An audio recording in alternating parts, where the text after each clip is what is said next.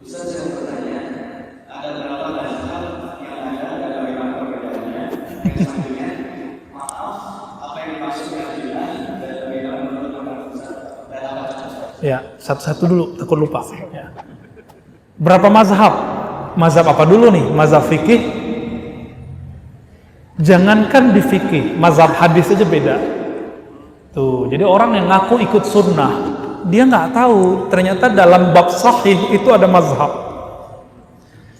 Ada sahih menurut Imam Syafi'i, beda sahih menurut Imam Malik. Sahih menurut Imam Bukhari beda dengan sahih menurut Imam Ahmad. Sahih menurut Imam Muslim beda dengan gurunya Imam Bukhari. Sahih menurut Imam Tirmizi beda lagi dengan Imam Ibnu Hibban, beda lagi dengan Ibnu Khuzaimah, beda lagi dengan imam-imam setelahnya. Apalagi imam masjid, apalagi imam sholat, apalagi imam kayak antum ini. Sahihnya udah beda level. Apalagi menurut Syekh Albani sudah beda lagi. Maka penilaian sahih Syekh Albani bukan satu-satunya mazhab dalam ilmu hadis. Jangan dikerucutkan ilmu itu luas. Mau tahu beda Imam Bukhari dengan Muslim sahihnya? Kita buka dikit. Imam Bukhari hanya mengatakan sahih jika terbukti gurunya bertemu dengan guru sebelumnya dan talaqi. Terbukti, tercatat. Tapi Imam Muslim enggak. Cukup semasa ada kemungkinan ketemu sahih. Mana yang lebih kuat sahihnya? Bukhari. Itu sebabnya Sahih Bukhari dikatakan oleh Ibnu Salah as-sahhul kitab ba'da kitabillah. Kitab yang paling sahih setelah Al-Quran. Maka ada beberapa sahih. Itu baru ilmu hadis. Kalau ilmu hadis nggak ada. Fikih. Sebelum imam yang tertua dari imam yang 4, Imam Abu Hanifah, sudah ada mazhab fikih, yaitu mazhab fikih kalangan tabi'in. Ada fikih Hasan al-Basri, ada Ibnu Sirin, ada Ibnu Abi Mulaikah, ada Thabit al-Bunani. Tuh, pusing kan? Siapa tuh orangnya? Cari sendiri deh. Udah ada di YouTube, udah ada di Google ya. Sebelum tabi'in sudah ada fikih sahabat. Ternyata fikih Aisyah beda dengan Ibnu Abbas. Ibnu Abbas beda dengan Ibnu Umar. Ibnu Umar beda dengan Ibnu Mas'ud. Ibnu Mas'ud beda dengan sahabat-sahabat yang lain. Mau tahu contohnya? Menurut Ibnu Abbas, kalau perempuan lewat depan orang sholat, batal sholat laki-laki.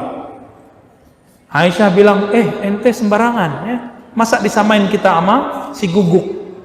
Jadi hadis yang menyebutkan sholat batal kalau dilewatin oleh anjing dan perempuan, hadisnya sahih. Ternyata hadis itu telah dihapus, cuma Ibnu Abbas tidak tahu. Udah jadi mazhab sahabat.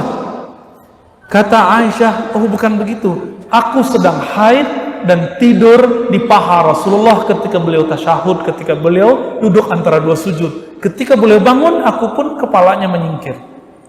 Itu lagi ngapain?